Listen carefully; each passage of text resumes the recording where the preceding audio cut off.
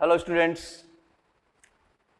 तो अपन ने last lecture में बेटा माइटोकॉन्ड्रिया, क्लोरोप्लास्ट, राइबोसोम ये कवर कर लिए थे। अब इस यूनिट में लास्ट के छोटे छोटे 3 टॉपिक बचे हैं जिनको आज अपन कवर करते हैं। यूनिट आपकी फिनिश हो जाएगी। जो चैप्टर है आपका सेल, यूनिट ऑफ लाइफ, जीवन, कोशिका जीवन की इकाई, तो ये चैप्टर आपका आज फिनिश कर देंगे अपन।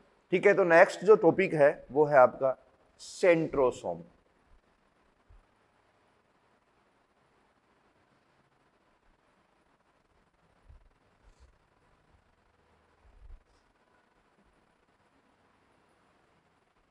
तारककाय बेटा इंपॉर्टेंट है, इसको अच्छे से समझना है, इससे भी क्वेश्चन आते हैं और इसके फंक्शन भी इंपॉर्टेंट है। ओके, तो बात करते हैं तारककाय की। इसकी खोज की थी बेंडेन तथा बोवेरी ने। ठीक है, तो इसकी खोज किसने की? बेंडेन और बोवेरी ने। जो तारककाय है वो झिल्ली रहित कोशिकांग होता है, मेम्ब्रेन लेस, झिल्ली रहित कोशिकांग होता है, जो अपन पहले भी बात कर चुके हैं। नेक्स्ट पॉइंट, तारककाय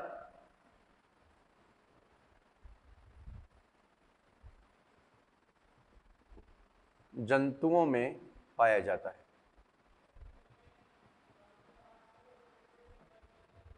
इंपॉर्टेंट बात यह है बेटा कि जो तारककाय है वो अधिकांश पादपों में अनुपस्थित होता है, या बोलते हैं अपन उच्च पादपों में अनुपस्थित होता है।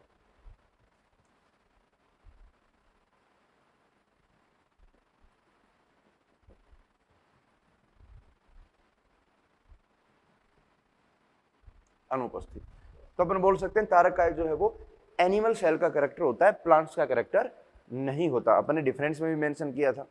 ठीक है, अगली बात देखो, इसको इसके पॉइंट जो बेटा समझते जाना क्योंकि इंपॉर्टेंट है। जो तारककाय है क्या है, इसकी स्ट्रक्चर की बात करेंगे अपन। ठीक है, तारककाय को अपन बेटा डिप्लोसोम भी कहते हैं।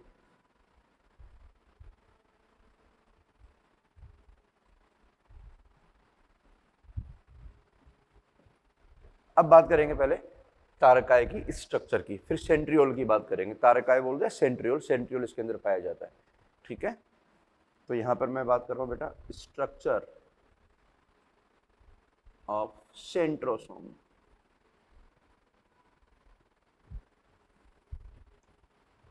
ठीक है, तो यहां देखो स्ट्रक्चर की बात करते हैं, बहुत इजी है। ये जो तारककाय है इसमें 2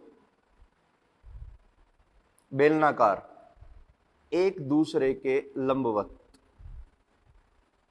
प्रोटीन से बनी संरचनाएं पाई जाती है। ये देखो बेटा 2 है, बेलनाकार है और प्रोटीन से बनी हुई होती है और एक दूसरे के लंबवत होती है 90 डिग्री पे। ठीक है, ये 2 स्ट्रक्चर जो मैंने बनाई है इनको अपन बोलते हैं सेंट्रियोल, और इन सेंट्रियोल के चारों ओर एक द्रव पाया जाता है।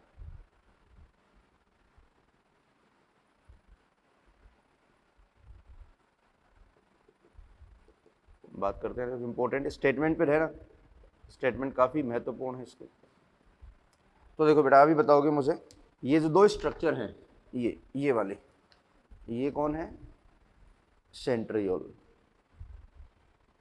तो सेंट्रियोल की संख्या कितनी है बताओ? एक तारककाय में कितने सेंट्रियोल होते हैं? 2 सेंट्रियोल होते हैं, और याद रखना एक दूसरे के क्या है, ये लंबवत हैं। और जो तारककाय है बेटा ये एक अक्रिस्टलीय परिकेंद्रीय द्रव से घिरा होता है। ये वाला जो चारों ओर इसके जो द्रव्य पाया जाता है ये है अक्रिस्टलीय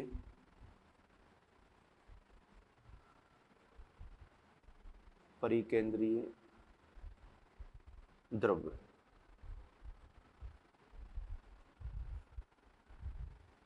और इसी द्रव्य को अपन बोल देते हैं, जिससे घिरा होता है, इसको अपन बोलते हैं सेंट्रोस्फीयर।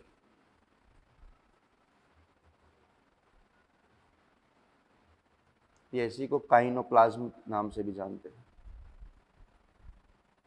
ठीक है बेटा, कुछ छोटे छोटे बिंदु थे मैंने आपको बता दिए हैं। इसको अपन काइनोप्लाज्म या फिर क्या बोल देते हैं, सेंट्रोस्फीयर।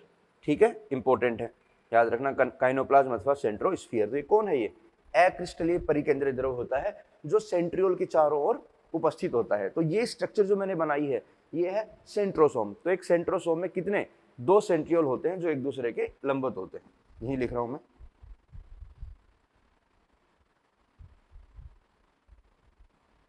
लंबवत होते हैं। ठीक है, जो डायग्राम में आपको दिखाई दे रहे हैं, एक दूसरे के परपेंडिकुलर है, 90 डिग्री पर हैं। तो ये स्ट्रक्चर किसकी होगी? तारक का आएगी। अब अपन यहां पर बात करेंगे जो सेंट्रियोल है उसकी स्ट्रक्चर की। ठीक है, तो यहां अलग से बात कर रहे हैं, देखो सेंट्रियोल की स्ट्रक्चर।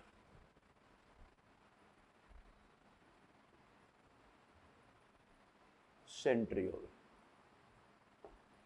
तो सबसे पहला पॉइंट जो सेंट्रियोल है, देखो सेंट्रियोल 2 सेंट्रियोल है, तो अपन सेंट्रियोल की बात कर लेते हैं। सेंट्रियोल जो है वो बना होता है प्रोटीन का।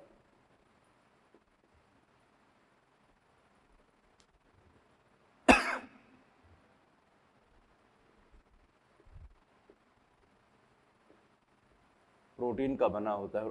इंपॉर्टेंट पॉइंट है कि कौन सी प्रोटीन होती है इसमें। तो सेंट्रियोल जो है मुख्य रूप से ट्यूबुलिन प्रोटीन का बना होता है।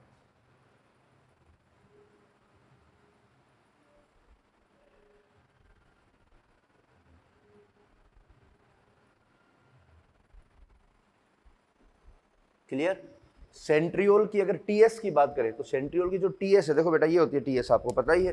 ये जैसे एक सेंट्रियोल मान लो, ये एक सेंट्रियोल है बेलनाकार। इस सेंट्रियोल की ये तो होगी एलएस, ये जो दिख रही है ये एलएस है, और ये है टीएस, ट्रांसवर्स सेक्शन। तो अपन इस सेंट्रियोल की टीएस की बात करेंगे कि इसमें ट्यूबुलिन प्रोटीन का अरेंजमेंट किस प्रकार से होता है। तो सेंट्रियोल की टीएस जो है, टीएस किसकी? सेंट्रियोल की, ये बैलगाड़ी के पहिए जैसी संरचना प्रदर्शित करती है। कार्ट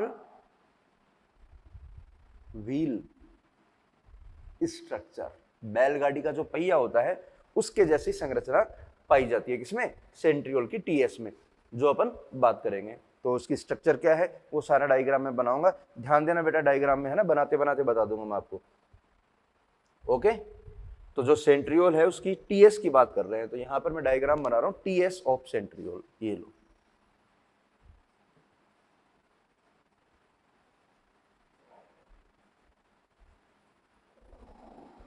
और डायग्राम को समझ जाना, थ्योरी अपने आप हो जाएगी। देखो, तो इसकी टीएस बनाते बनाते मैं सारे पॉइंट जो हैं वो बेटा कवर कर लूंगा।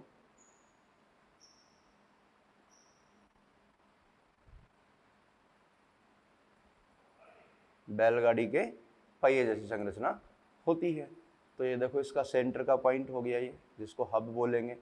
ठीक है, अभी सारे पॉइंट पहले मैं बता देता हूँ, उसके बाद में फिर इसमें 9 पेरिफेरल माइक्रोट्यूब्यूल्स होती है। 1 2 3 4 5 6 7 8 और 9। ठीक है बेटा, तो ये जो 9 मैंने बताई है, देखो पेरीफेरी पर, परिधि पर कितनी माइक्रोट्यूब्यूल है? 9। समझते जाना, बिल्कुल डायग्राम से ही अपन सारी बातें क्लियर कर लेंगे, रटना नहीं पड़ेगा। तो ये 9 क्या है? पेरिफेरल माइक्रोट्यूब्यूल्स है। और ये जो माइक्रोट्यूब्यूल्स होती है बेटा, ये किसकी बनी है? ट्यूबुलिन प्रोटीन की। बात हुई आगे, ट्यूबुलिन प्रोटीन का बना होता है। तो जो 9 माइक्रोट्यूब्यूल्स होती है, याद रखना ट्रिपलेट में होती हैं इस प्रकार से। इनकी नेचर क्या है बेटा? ट्रिपलेट।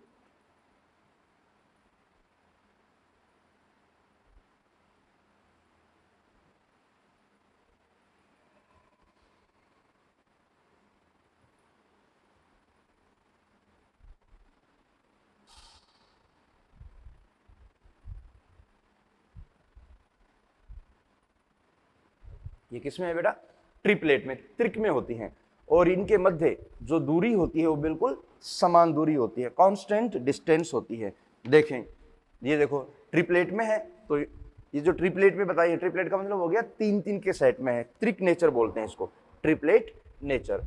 जैसे ये होगी बेटा ए, ये है बी और ये है सी, और ये भी ए बी और सी, और इनके बीच में कनेक्शन पाया जाता है, इसको बोलते हैं सी ए कनेक्शन। देखो यहाँ सी है और ये ए, इस तरह से सब ये आपस में एक दूसरे से कनेक्टेड होती है, तो इसको अपन क्या बोलेंगे, सी ए कनेक्शन।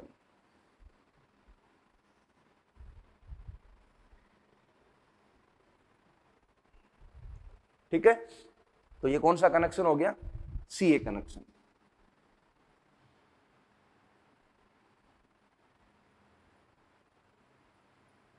क्लियर। अब देखो जो पेरीफेरी पर 9 माइक्रोट्यूब्यूल है उनको भी मैं लेबल कर रहा हूं कितनी माइक्रोट्यूब्यूल पाई जाती है पेरीफेरी पर, 9 माइक्रोट्यूब्यूल होती हैं। परिधीय ट्यूब्यूल सूत्रों की संख्या कितनी है, 9। तो 9 समान दूरी पर स्थित परिधीय ट्यूबुलिन सूत्र होते हैं। ये है परिधीय माइक्रोट्यूब्यूल। संख्या कितनी है बेटा इनकी, 9 है। 1 2 3 4 5 6 7 8 9, कंप्लीट कितने हो गए, 9। और ये किसमें होते हैं बेटा, त्रिक में होते हैं, तो इसको अपन ऐसे लिखते हैं 9 3। तो 3 यहाँ किसको रिप्रेजेंट कर रहा है, त्रिक नेचर को। अब इसके बाद बात करते हैं बेटा, बीच में आ जाओ। इसके बीचों बीच एक हब पाया जाता है, इसको बोलते हैं सेंट्रल हब, जो ट्यूबुलिन प्रोटीन का बना नहीं होता बेटा, याद रखना। ये प्रोटीन है, ये कोई अन्य प्रकार की प्रोटीन है, लेकिन ये ट्यूबुलिन प्रोटीन नहीं है। इसको बोलते हैं अपन सेंट्रल हब। ये वाला देखो बता देते हैं यहां पर,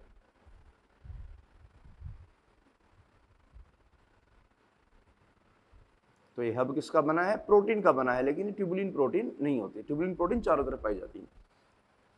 अब इसके बाद बात करें बेटा, तो जो आपका सेंट्रल रोड है, सेंट्रल जो हब है, वो परिधीय माइक्रोट्यूब्यूल के साथ कनेक्टेड होती है, किसके द्वारा, अरीय दंडों के द्वारा, रेडियल स्पोक्स। ये है रेडियल स्पोक्स। देखो बेटा ये कितने होंगे, 9 होंगे, सिंपल बात है।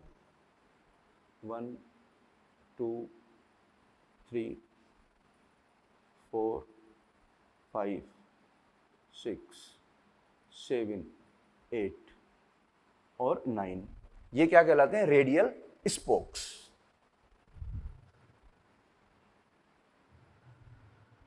ठीक है, तो आप इतना डिटेल में है नहीं, वैसे समझ लो। इस प्रकार यहां पर देखो, ये कुछ विशिष्ट सूत्र होते हैं, x और y, ये इस प्रकार से जुड़े होते हैं।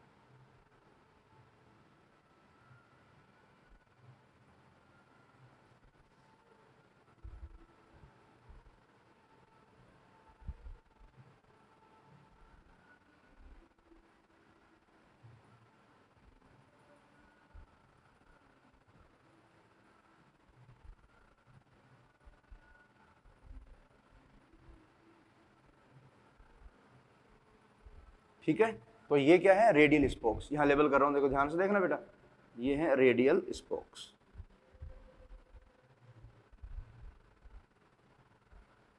ठीक है, तो रेडियल स्पोक की संख्या कितनी है, 9 है। तो ये आप बताओ टीएस जो है सेंट्रियोल की बेटा आपको कैसे दिखाई दे रही है, ये हो गया आपका बिल्कुल बैलगाड़ी के पहिए जैसी संरचना। ठीक है, अब इससे संबंधित जितने भी स्टेटमेंट हैं वो अपन यहाँ पर डिक्टेट करेंगे, ताकि आप नोट डाउन कर लो और सारी बातें कवर हो जाएं। ठीक है, स्टेटमेंट सारे मैं उधर डिक्टेट करवाता हूँ। स्ट्रक्चर देख लो बेटा, ये सेंट्रियोल की टीएस की स्ट्रक्चर है, और इस सेंट्रियोल की टीएस की स्ट्रक्चर को आपको अब डिक्टेट करना पड़ेगा। ठीक है, तो ये बना लो, डायग्राम बना लो, उसके बाद में यहाँ पर बाकी सारे डिक्टेट करेंगे।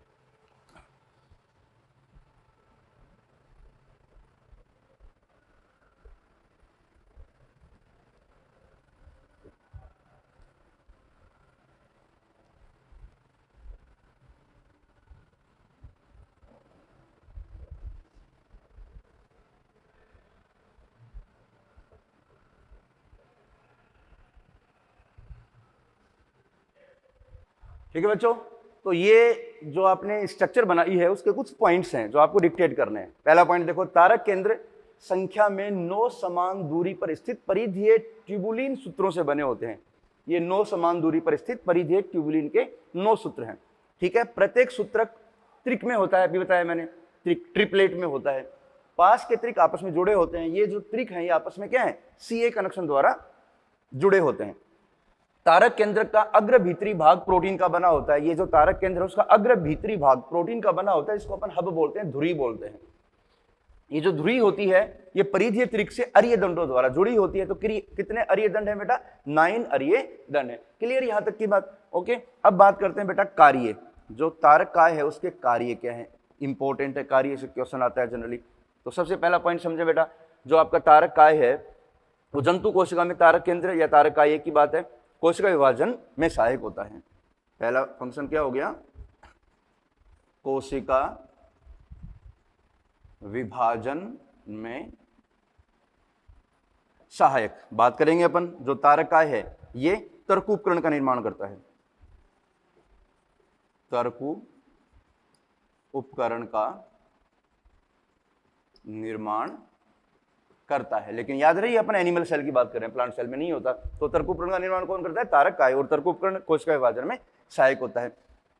अगला जो विशेष कार्य है, इंपॉर्टेंट है बेटा, जो तारक काय है, जो तारक केंद्र है, वो सीलिया तथा फ्लैजेला की बेसल बॉडी का निर्माण करता है।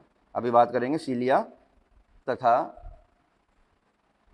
फ्लैजेला की आधारी काय का निर्माण करता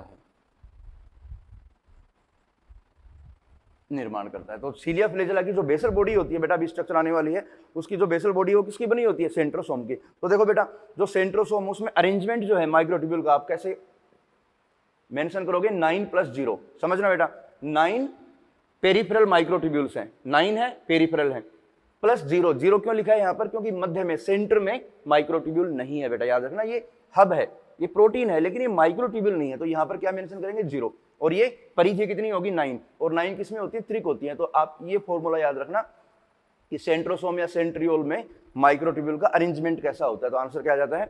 9+0। ठीक है, या 3 लगा रखा है तो बिल्कुल सही है, त्रिक में हो गया। 3 किसको रिप्रेजेंट कर रहा है? उसकी त्रिक प्रकृति को। ठीक है, तो ये बात होगी किसकी? आपकी तारक काय, सेंट्रोसोम की। एक पॉइंट और बेटा अलग से मेंशन कर रहा हूं, जैसे जंतु कोशिका है उसमें तारक काय का जो डुप्लीकेशन होता है, तारक काय का प्रतिकृतिकरण,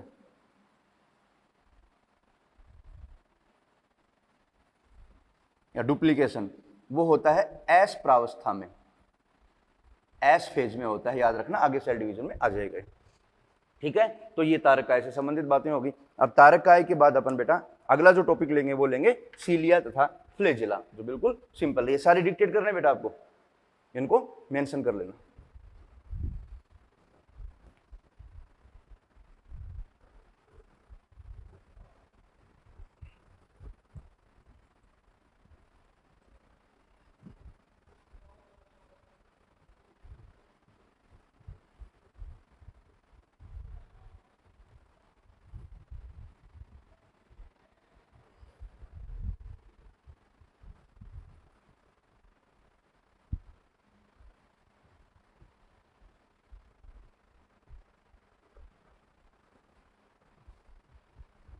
तो अगला टॉपिक रहेगा अपना सीलिया फ्लैजेला। छोटा सा टॉपिक है, इसको अभी कवर कर देते हैं।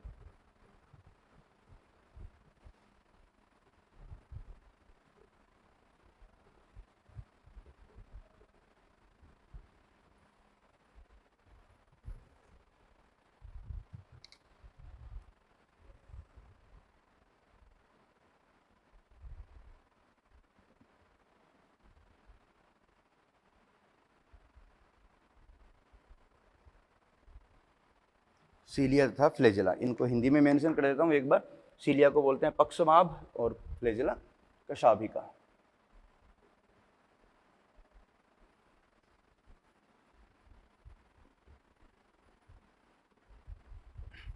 ठीक है, तो इसके पॉइंट जो हैं अब समझते हैं धीरे धीरे बेटा, इंपॉर्टेंट है काफी, इससे भी क्वेश्चन आने के चांस होते हैं।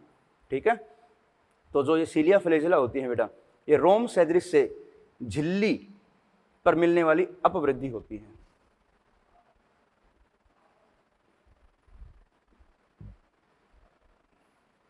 रोम सदृश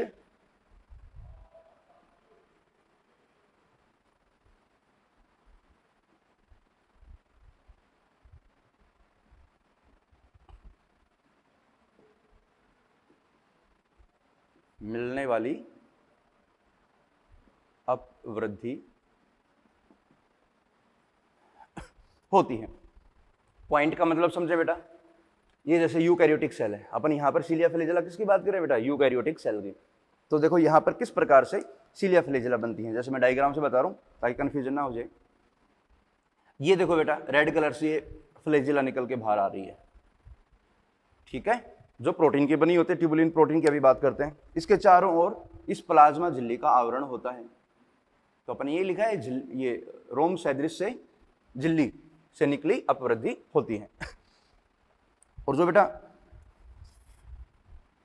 सीलिया होती है, ये फ्लैजेला हो गई, सीलिया इस प्रकार से होती है, इस प्रकार से साइज लेंथ में छोटी होती है, ये आपकी सीलिया है।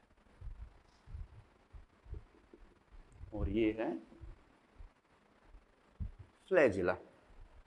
ओके, अब देखें इधर अगले पॉइंट पे चलते हैं। सीलिया फ्लैजेला जो है बेटा, दोनों ही जो है आपको पता है ये गति में सहायक है, लोकोमेट्री स्ट्रक्चर होती हैं जो कोशिका की गति में सहायक होती हैं। पक्षमाप जो एक छोटी संरचना है जो चप्पू की तरह कार्य करती है। पक्षमाप छोटी संरचना है जो चप्पू की तरह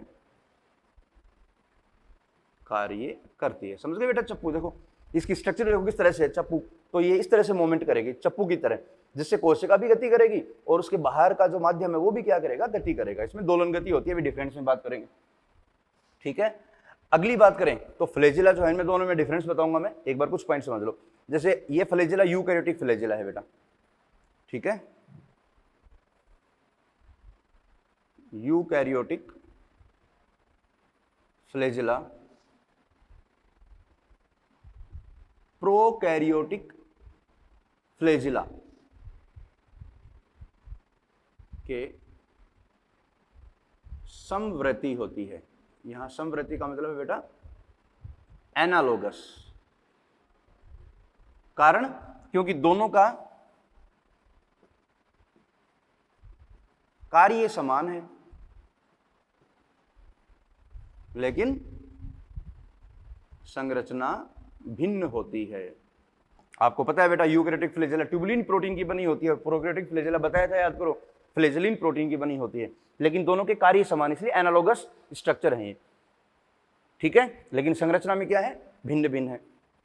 अब थोड़ा बात करते हैं बेटा जो सीलिया और फ्लैजेला है उसमें आपस में डिफरेंस क्या है। एक बार डिफरेंस पे चलते हैं फिर इनकी स्ट्रक्चर पे चलेंगे। बिल्कुल सिंपल स्ट्रक्चर है, देखें एक तरफ तो ले रहा हूं मैं सीलिया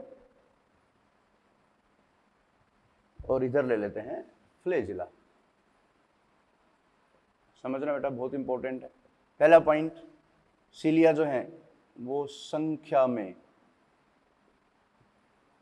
अत्यधिक होती हैं लेकिन फ्लैजेला की संख्या सीलिया की तुलना में काफी कम होती है। अगला डिफरेंस, सीलिया जो है उनकी लंबाई कम होती है, एग्जाम्पल 5 से 10 माइक्रोमीटर, और फ्लैजेला की लंबाई अधिक होती है जैसे 100 से 150 माइक्रोमीटर, ठीक है, ये डिफरेंस है। और डिफरेंस की बात करते हैं, जो सीलिया हैं वो बेटा दोलन गति दर्शाते हैं, दोलन गति, और ये लहरदार गति दर्शाते हैं। अगला डिफरेंस देखो, सीलिया भी बताया था चप्पू की तरह कार्य करता है, तो सीलिया जो है कोशिका की गति भी करवाएगा और माध्यम की गति भी होती है। तो सीलिया जब गति करेगा तो कोशिका तथा बाहरी जो माध्यम है दोनों गति करते हैं, लेकिन जब फ्लैजेला मूवमेंट करता है तो केवल कोशिका की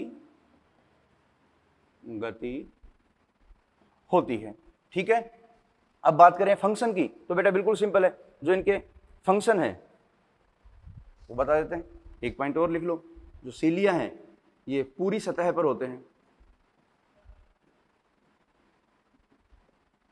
लेकिन फ्लैजिला एक ध्रुव की ओर होते। कार्य बताया अभी, कोशिका की गति या भ्रमण बोल दो। इसके अलावा ये जो फीडिंग में भी हेल्प करती है, बाहर जो भोज्य पदार्थ होते हैं उनको भी अंतर्गत करने में सहायक होती है फीडिंग। जैसे पैरामीशिया में बेटा बात करेंगे, उन पैरामीशिया में बहुत सारी सीलिया होती हैं, वो सीलिया बाहर से जो भोज्य पदार्थ हैं उनको अंदर की ओर लाने में सहायक होती है। और जो फ्लैजिला है उसका केवल किसमें फंक्शन है, गति में। ठीक है, तो ये इनमें डिफरेंस हो गई। अब बेटा बात करेंगे इनकी स्ट्रक्चर की, संरचना की।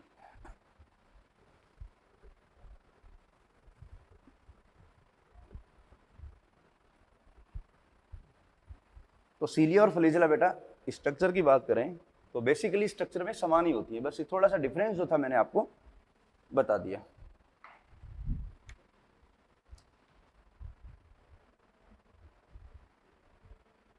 संरचना, तो संरचना में क्या है, समान है। इंपॉर्टेंट पॉइंट क्या है, दोनों किसकी बनी है बेटा, ट्यूबुलिन प्रोटीन की बनी होती हैं।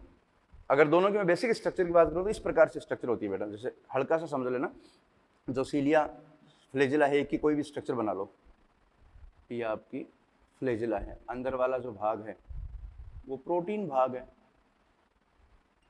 ये कौन है बेटा, पीएम, और अंदर कौन है, ये प्रोटीन भाग होता है जो पीएम से घिरा होता है। इसका जो बेसिक भाग है बेटा ये होती है बेसल बॉडी, आधारी काय।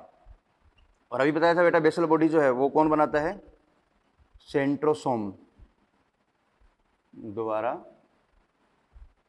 निर्मित।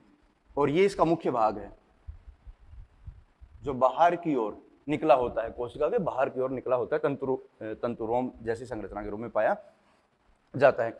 अब टीएस की बात करेंगे बेटा, देखो ये बेसल बॉडी है, उसमें माइक्रोट्यूब्यूल जोन का अरेंजमेंट होता है 9+0, क्योंकि सेंट्रोसोम से बना है। और मुख्य भाग जो इसमें माइक्रोट्यूब्यूल का अरेंजमेंट होता है 9+2, जो अभी अपन बात करने वाले हैं। किस प्रकार से अरेंजमेंट है, कैसे होगा, अभी आते हैं, लेकिन इसके लिए आपको टीएस की स्टडी करनी पड़ेगी। तो यहाँ सीलिया फ्लैजिला की जो टीएस है उसका डायग्राम एनसीईआरटी में भी दिया है, अपन बना रहे हैं, तो उसको अच्छे से समझना। बिल्कुल सिंपल डायग्राम हो, डायग्राम से भी बेटा क्वेश्चन आ जाते हैं। और इसमें कई बार अक्सर बच्चों को कंफ्यूजन रहता है, तो बिल्कुल मैं जो बोल रहा हूँ उसको उसके अकॉर्डिंग इसको समझते हुए जाना। ठीक है, किस प्रकार से परिधीय सूक्ष्म नलिकाएं होती हैं, अंतरा द्विक सेतु पाया जाता है उनके अंदर, केंद्रीय सूक्ष्म नलिका भी पाई जाती है, अरीय दंड भी पाए जाते हैं, केंद्रीय अच्छद भी पाया जाता है, जी द्रव्य झिल्ली भी पाई जाती है। तो देखो इसमें भी देखो बिल्कुल मध्य में दो सूक्ष्म नलिकाएं होती हैं, दो माइक्रोट्यूब्यूल्स होती हैं। देखो यहाँ डायग्राम बना रहा हूँ, समझना। ये देखो बेटा, ये दो माइक्रोट्यूब्यूल है जो आपस में जुड़ी है। इन दोनों माइक्रोट्यूब्यूल के चारों ओर ये प्रोटीन का आच्छद पाया जाता है, और इनके चारों ओर वही सेम बेटा 9 परिधीय सूक्ष्म नलिकाएं पाई जाती हैं। कितनी है, 9 है। जैसे मैं बता रहा हूं बेटा, 1 2 3 4 5 6 7 8 और 9। कितनी होगी बेटा, ये 9 माइक्रोट्यूब्यूल्स हैं। लेकिन ये इंपॉर्टेंट है, ये द्विक में होती है बेटा। किसमें होती है, द्विक में। एक ये हो गई, ये इस प्रकार से किसमें है बेटा, ये द्विक।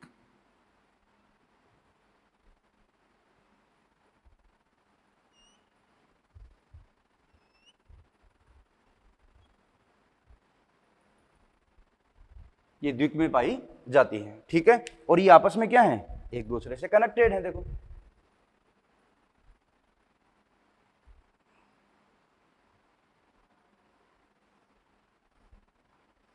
एक दूसरे से इंटर कनेक्टेड होती हैं, जिसको अंतराद्विक सेतु कहते हैं।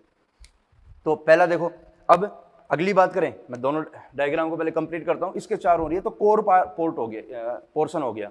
जो इसका कोर पोर्शन है, इसको एक्सोनीमा बोलते हैं। और ये जो एक्सोनीमा है ये चारों तरफ से प्लाज्मा झिल्ली द्वारा ये घिरी होती है। लेबल करते हैं बेटा, ये कौन है? Plasma membrane. ये कौन है? परिधीय माइक्रोट्यूब्यूल, जो किसमें है बेटा? ये द्विक में है। और संख्या कितनी है इनकी? 9। ये कौन है? इंटर डबलेट ब्रिज, अंतर द्विक सेतु।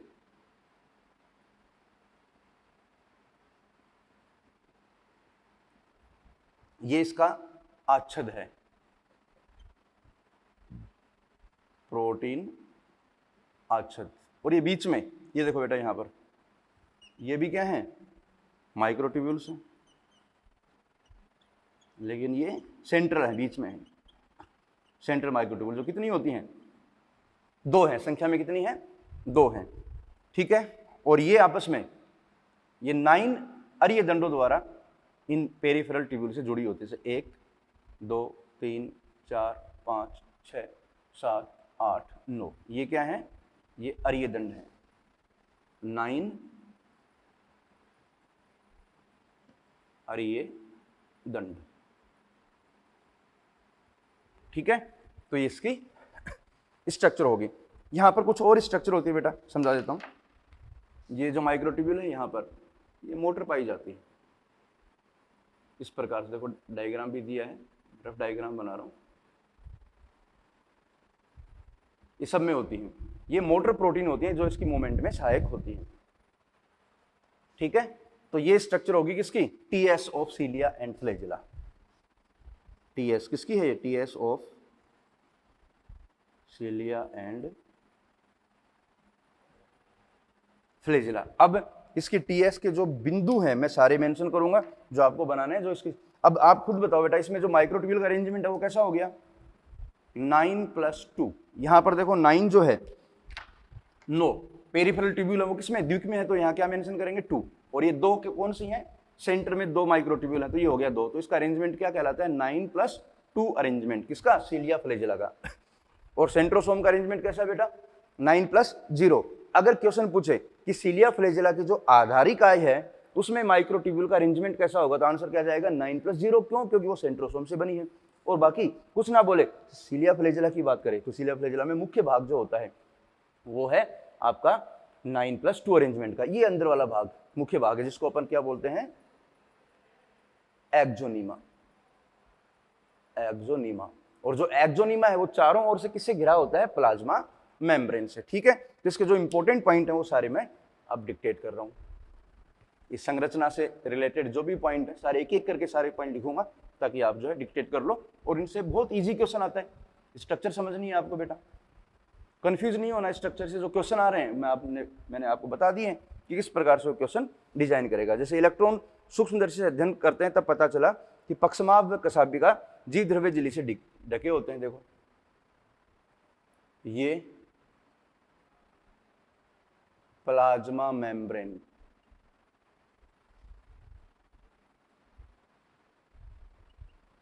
से घिरे होते हैं। ठीक है बेटा।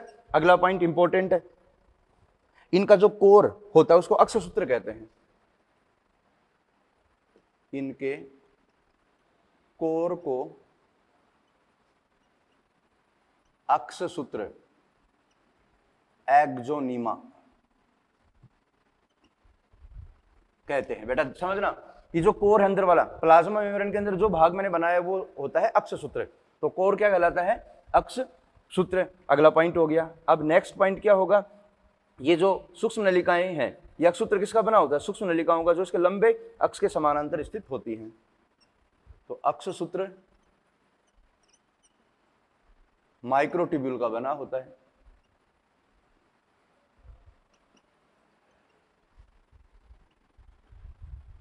जो इसके लंबे अक्ष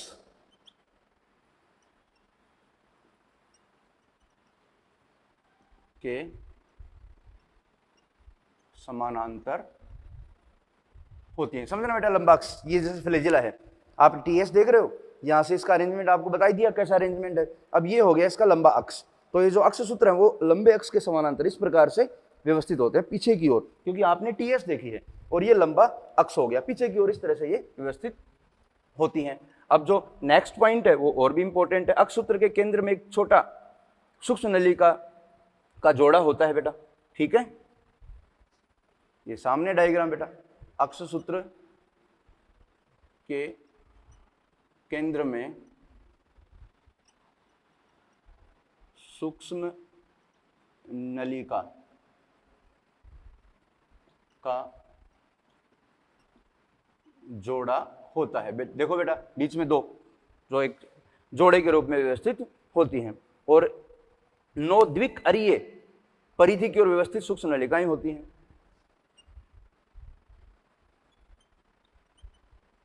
परिधि पर 9 द्विअरीय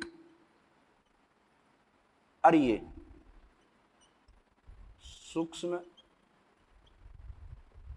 नलिकाएं होती हैं। देखो डायग्राम में जो बनाया है वही मैं सारे डिक्टेट करवा रहा हूं बेटा। अक्ष सूत्र की नलिकाओं की इस व्यवस्था को अपन क्या बोलेंगे, 9+2 अरेंजमेंट।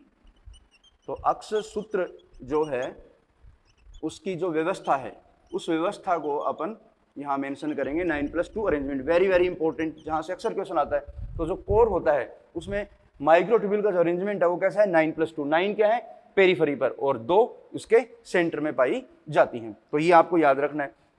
अगला पॉइंट जो है, केंद्रीय नलिका जो है सेतु द्वारा जुड़े होते हैं। केंद्रीय जो नलिकाएं हैं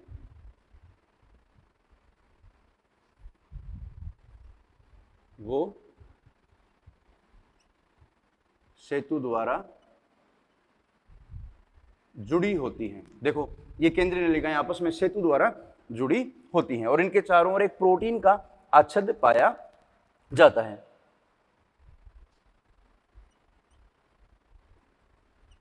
चारों ओर प्रोटीन आवरण होता है, ठीक है।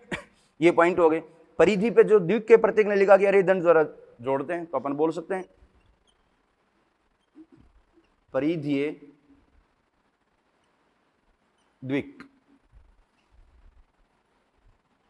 अरीय दंडों द्वारा जुड़े होते हैं। ये अरीय दंड है। देखो ये अरीय दंड कहाँ, जो सेंटर में ट्यूब्यूल्स हैं उनसे आपस में जाके जुड़ जाएंगे। तो कितने अरीय दंड है, 9 अरीय दंड है। तो ये बात किसकी होगी बेटा, आपकी टीएस ऑफ सीलिया फ्लैजिला की सारी बातें मैंने आपको बता दी हैं, ठीक है। कार्य होगी या कार्य क्या है इनका, सिंपल है, कार्य इसका जो है कार्य गति में सहायक होती है, ठीक है। तो दोनों पक्षमापक रेशमिका तारक केंद्र सदृश संरचना से बाहर निकले आधे इकाई कहते हैं।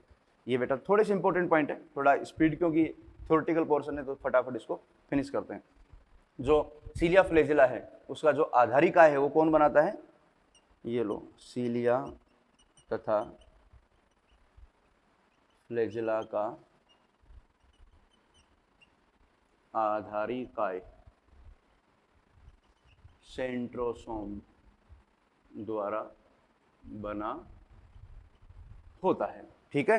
तो जो आधारिकाय है उसका अरेंजमेंट पूछे तो आपको आंसर देना है 9+0। अगर आधारिकाय की बात नहीं करे, सीलिया फ्लैजिला का अरेंजमेंट पूछे तो आपको आंसर देना है 9+2।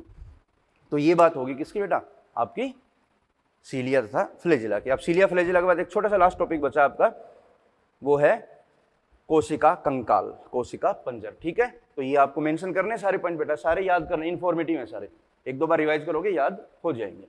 अब अपन कोशिका कंकाल की बात करते हैं।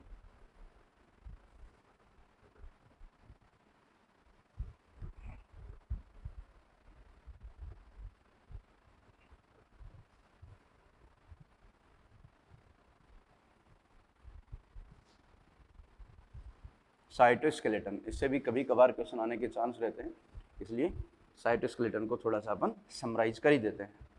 एनसीईआरटी में 3-4 पॉइंट लिखे हैं, लेकिन आप थोड़ा सा हल्का से डिटेल में जाएं ताकि इसकी सारी बातें अपन कंप्लीट कर लें।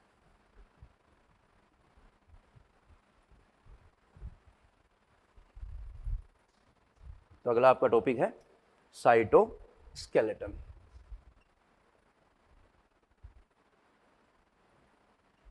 कोशिका कंकाल या इसको कोशिका पंजर भी बोल देते हैं।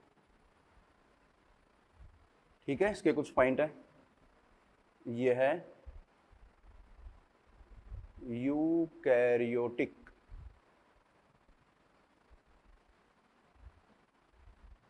कोशिकाओं का लक्षण होता है। प्रोकैरियोट में बेटा ये नहीं पाया जाता। नेक्स्ट पॉइंट, जो कोशिका कंकाल है वो प्रोटीन युक्त विस्तृत जालिकावत तंतु होते हैं। प्रोटीन युक्त विस्तृत जालिकावत तंतु जो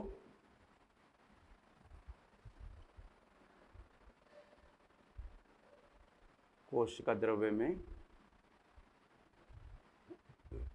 फैले होते हैं। वो कोशिका कंकाल किसका बना है बेटा? पॉइंट हो गया, क्वेश्चन बन गया, प्रोटीन से बना होता है। ठीक है, कोशिका कंकाल या कोशिका पंजर इसको अपन नाम देते हैं। कोशिका में मिलने वाला कोशिका पंजर जो है वो विभिन्न कार्य करता है। इसके विभिन्न कार्य हैं, जैसे इसके सारे कार्य एक बार में समराइज कर रहा हूं, फिर अलग अलग इनके टाइप पे चलेंगे। जैसे सूक्ष्म नलिकाएं जो होती हैं, या अपन बोलते हैं मिलाकर इनके जो कार्य हैं, जैसे यांत्रिक सहायता प्रदान करते हैं, यांत्रिक सहायता। दूसरा, ये गति में भी सहायक होते हैं बेटा।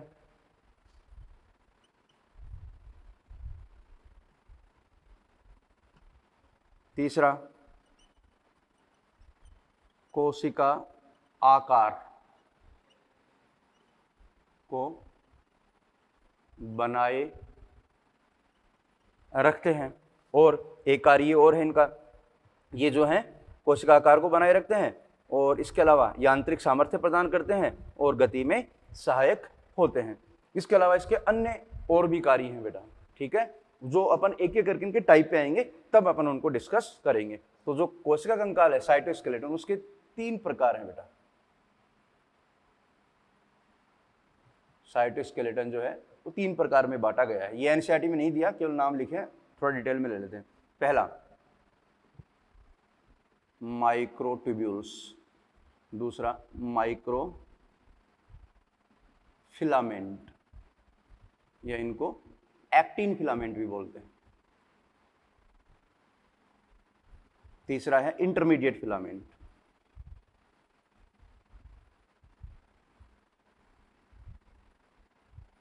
हिंदी बोल देते हैं बेटा, इनको बोलते हैं सूक्ष्म नलिकाएं। अभी बात कर रहे थे ना अपन, सूक्ष्म नलिकाएं, इनको बोलते हैं हिंदी में सूक्ष्म तंतु।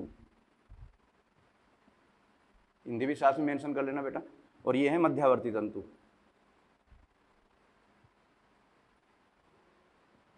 मध्यावर्ती तंतु, ये 3 प्रकार के कोशिका कंकाल हैं, जिनको अपन 3 भागों में बांटते हैं। अब एक एक करके अपन तीनों की बात कर लेते हैं थोड़ा जल्दी से, क्योंकि ये एनसीईआरटी में नहीं है टाइप, लेकिन कभी कभार क्वेश्चन आ जाते हैं, इसलिए इनको थोड़ा सा हल्का सा डिस्कस कर लेते हैं। बाकी आपको आगे आने वाले चैप्टर में देखने को मिलेंगे, या पहले भी इनके नाम आए होंगे। जैसे आपने माइक्रोट्यूब्यूल का नाम अभी स्टडी किया बेटा, सीलिया, फ्लैजेला, सेंट्रोसोम, किसके बने होते हैं? माइक्रोट्यूब्यूल के। तो सबसे पहले अपन बात करते हैं माइक्रोट्यूब्यूल्स।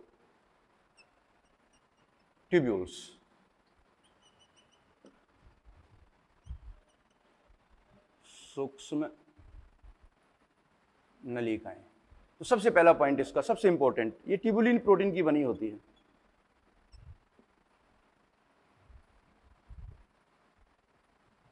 बनी होती है। और जो आपकी माइक्रोट्यूब्यूल्स होती हैं बेटा, इंपॉर्टेंट बात सारी मैं लिख रहा हूं, ये सारे आपको नोट्स बनाने भी बेटा। जो सूक्ष्म नलिकाएं होती हैं अत्यंत सूक्ष्म, और ये अशाखित नलिकाएं होती हैं। अशाखित नलिकाएं, देखो नलिका बोला है ना अपने, नलिका, तो इसके अंदर स्पेस होता है, अभी मैं डायग्राम से आपको समझाऊंगा। ठीक है, और ये किस प्रकार से बनती है, कैसी होती है, समझना। अब ये ट्यूबुलिन प्रोटीन की बनी होती है। ट्यूबुलिन प्रोटीन जैसे मैं बता रहा हूं यहां पर, ट्यूबुलिन प्रोटीन ये 2 टाइप की है, अल्फा ट्यूबुलिन और बीटा। समझाने के लिए बता रहा हूं बेटा, टेंशन मत लेना, अल्फा और बीटा। तो इन ट्यूबुलिन प्रोटीन के बेटा डाइमर बनते हैं, देखो इस प्रकार से। तो सबसे पहले जो अल्फा, ये अल्फा है और ये बीटा ट्यूबुलिन है, ये आपस में क्या करते हैं बेटा, डाइमर बनाती हैं।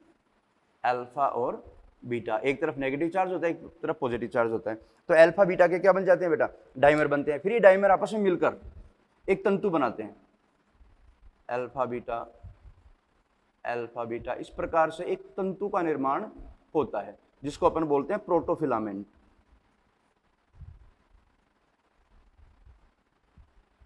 प्रोटोफिलामेंट। और ये जो प्रोटोफिलामेंट है ये मिलकर फिर क्या करते हैं, माइक्रोट्यूब्यूल बनाते हैं। कैसे बनाते हैं देखें, ये एक प्रोटोफिलामेंट है बेटा, ठीक है, ये मैंने ऐसे लंब अक्ष में बताया, तो 1 2 इस प्रकार से 13 प्रोटोफिलामेंट आएंगे। कितने, 13, 1 2 3 4 5 6, तो इनको मान लो कितने हैं बेटा, ये 13 प्रोटोफिलामेंट हैं जो इस प्रकार से लंबवत व्यवस्थित हो जाते हैं। और इस 13 प्रोटोफिलामेंट से जो स्ट्रक्चर बेटा बनी है, इसी स्ट्रक्चर को अपन बोलते हैं माइक्रोट्यूब्यूल। तो ये क्या है बेटा, माइक्रोट्यूब्यूल। तो आप ही बताओगे माइक्रोट्यूब्यूल किसकी बनी होती है, ट्यूबुलिन प्रोटीन की। माइक्रोट्यूब्यूल नलिकाकार संरचना होती है। तो इस माइक्रोट्यूब्यूल का जो ये व्यास है, ये वाला जो व्यास है, ये व्यास ये होता है बेटा 25 नैनोमीटर। ये याद रखना आपको बेटा, बहुत इंपॉर्टेंट है। माइक्रोट्यूब्यूल का जो व्यास है वो कितना होता है, 25 नैनोमीटर। और ये अंदर से क्या है, होलो है। देखो अंदर से क्या है, होलो। तो इस प्रकार से एक माइक्रोट्यूब्यूल का निर्माण हो गया। अब ये माइक्रोट्यूब्यूल आगे फिर मिलकर क्या बना सकती हैं, सीलिया बना दे, फ्लैजेला बना दे, सेंट्रोसोम बना दे, स्पिंडल फाइबर बना दे। वो सब किसके बने होते हैं, माइक्रोट्यूब्यूल के। तो ये एक माइक्रोट्यूब्यूल है। अब बात करते हैं माइक्रोट्यूब्यूल के आगे कुछ पॉइंट्स और हैं। माइक्रोट्यूब्यूल जो होती है बेटा, याद रखना काम की बात, इसमें जो मोटर प्रोटीन होती है वो कहलाती है डाइनिन। मोटर प्रोटीन कौन होती है, डाइनिन, जो ऊर्जा पर निर्भर करती है, ऊर्जा पर निर्भर,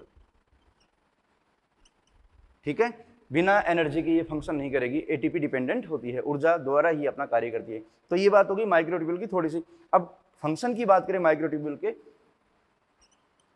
कार्य, तो देखो वो कार्य तो महत्वपूर्ण है ही, यांत्रिक सामर्थ्य प्रदान कर रही है, पता ही है, कोशिका कंकाल है। इसके अलावा गति में सहायक होती है। जैसे मैं बात करूं अगर गति की, तो बेटा याद करो सीलिया एंड फ्लैजेला किसके बने हैं, माइक्रोट्यूब्यूल के। तो ये किसमें सहायक है, गति में। अगर गति की बात करें तो अपन गुणसूत्रों की गति भी होती है, गुणसूत्रों की गति में सहायक। बताओ कैसे, आप जानते हो बेटा गुणसूत्रों की गति में कैसे सहायक होगा।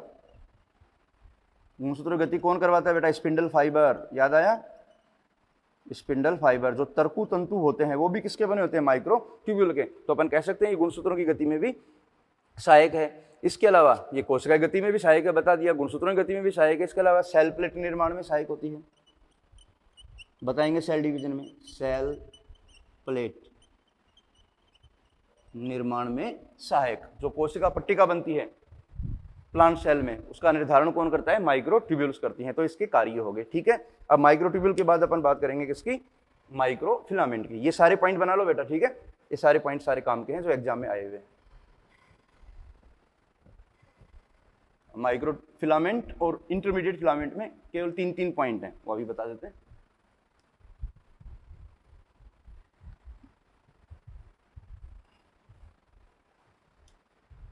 दूसरा जो प्रकार है वो आपका माइक्रो फिलामेंट, या फिर इसको बोलते हैं एक्टिन फिलामेंट। सबसे पहला पॉइंट, ये जो माइक्रो फिलामेंट होते हैं बेटा, ये मायोसिन प्रोटीन के बने होते हैं, सॉरी एक्टिन प्रोटीन के बने होते हैं, और मायोसिन मोटर प्रोटीन कहलाती है। इनमें जो मोटर प्रोटीन होती है वो कौन होती है बेटा, मायोसिन। और याद रखना ये कॉन्ट्रैक्टाइल नेचर के होते हैं, संकोचनशील, कॉन्ट्रैक्टाइल प्रवृत्ति के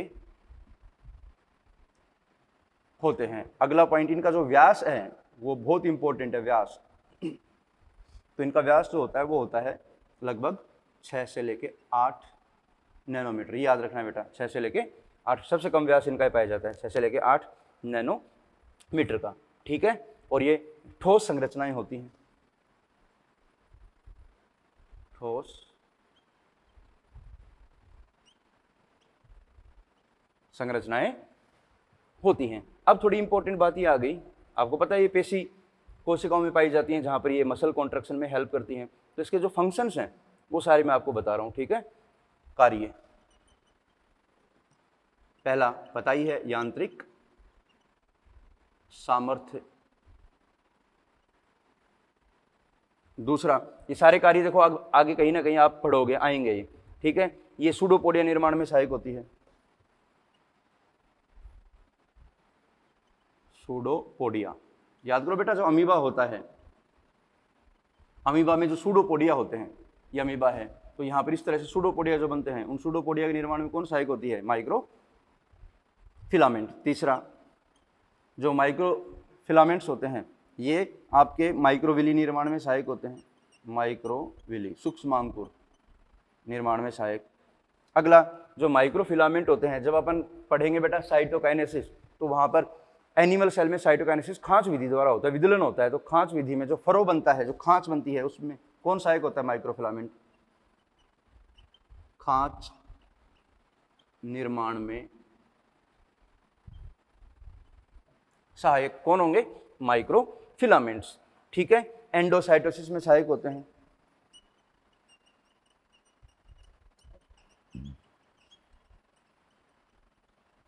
जब कोशिका कोई चीज को अंतर्ग्रहित करती है बेटा, याद करो वेसिकल के द्वारा जाती है अंदर चीज, तो ये वेसिकल निर्माण में कौन सहायक होते हैं? आपके माइक्रोफिलामेंट।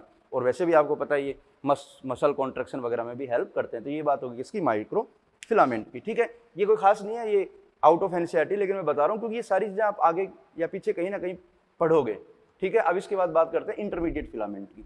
इसमें केवल 3 पॉइंट है इंटरमीडिएट फिलामेंट में, उनको भी समझ लो।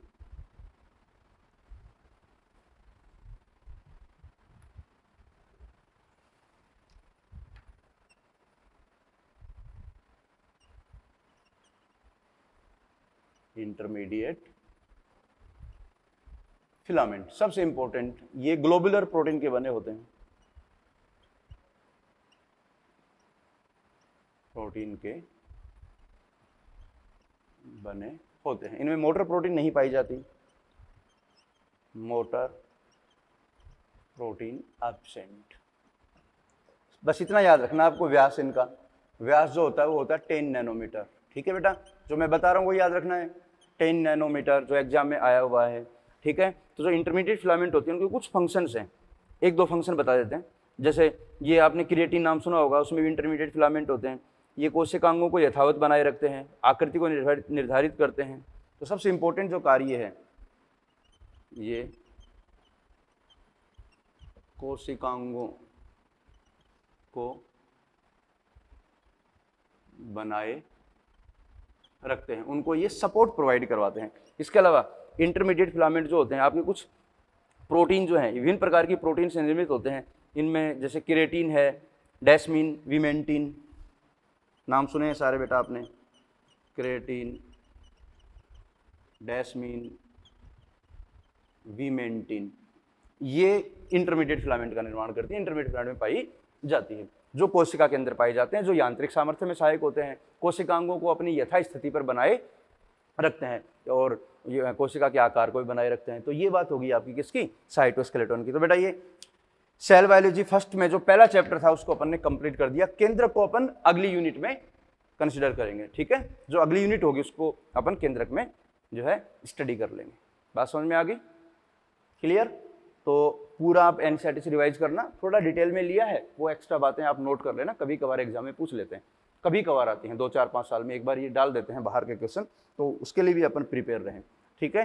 तो ये चैप्टर आपका कंप्लीट होता है। अब इसके बाद में जो आपके मॉड्यूल हैं उनके जो क्वेश्चन हैं उनको भी मैं सोल्व करवा दूंगा, एक लेक्चर में उनको पूरे मॉड्यूल को अपन सोल्व करेंगे ताकि एक बार आपका रिविजन हो जाए, ठीक है।